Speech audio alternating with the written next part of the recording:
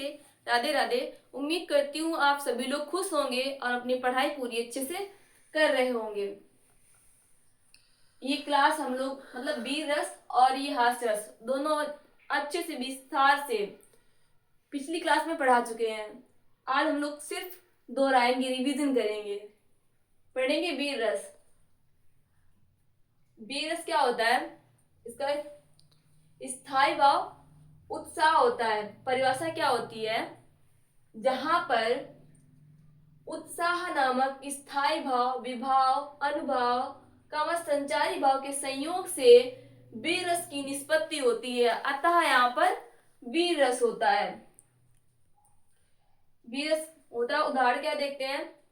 उदाहरण में देखते हैं, रणबीज चौकड़ी भर भर के चेतक बन गया निराला था, राणा प्रताप के घोड़े से पड़ गया हवा का पाला था। अतः यहाँ पर घोड़े की वीरता को दिखाया जा रहा है,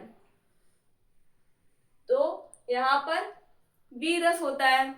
और दूसरा एग्जाम्पल होता है, बुंदेले हरबोलों के मुंह हमने सुनी कहानी थी, खूब लड़ी मर्दानी वह तो झांसी वाली रानी थी। यानी कि झांसी वाली रानी के बारे में बताया जाता है कि वो कितनी मर्दानी की जैसे लड़ी थी, यानी कि बहुत अच्छे से वीरता पूर्वक लड़ी थी। तो यहाँ पर वीर रस होता है। और इसके बाद में हास्य रस देखते हैं। हास्य रस क्या होता है? जहां पर हास्य रस का स्थायी भाव क्या होता है? हास होता है।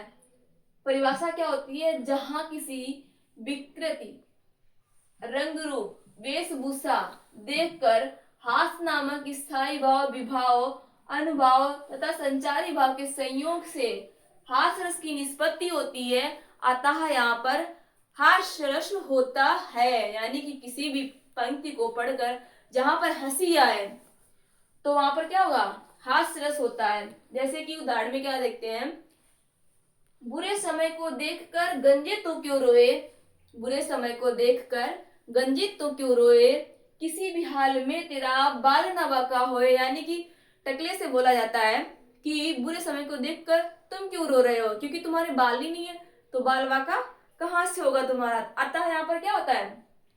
हास्य रस होता है। तो इसका एक उदाहरण कमेंट में जरूर लिखें।